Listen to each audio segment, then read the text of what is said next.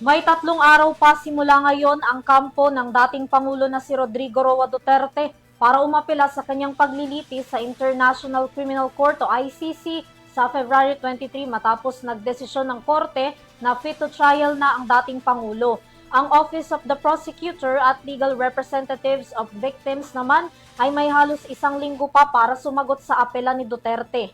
Alamin ang detalye sa balita ni Crisa Lopez.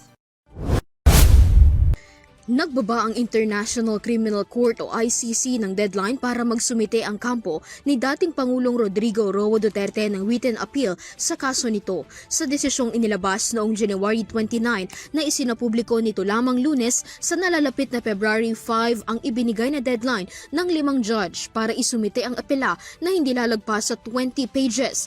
Habang ang Office of the Prosecutor at Legal Representatives of the Victims ay maaaring isumite ang kanilang kasagutan hanggang February 12, 2026 lamang. Nag-ugat ang kasong ito matapos akusahan ang dating Pangulo ng Crimes Against Humanity sa Pilipinas na may kinalaman sa war on drugs na naganap sa ilalim ng Administrasyong Duterte.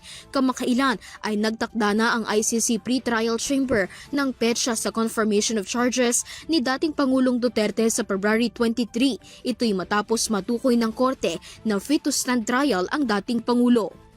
Para sa Euro TV News, Crisa Lopez, sumasaludo sa bawat Pilipino.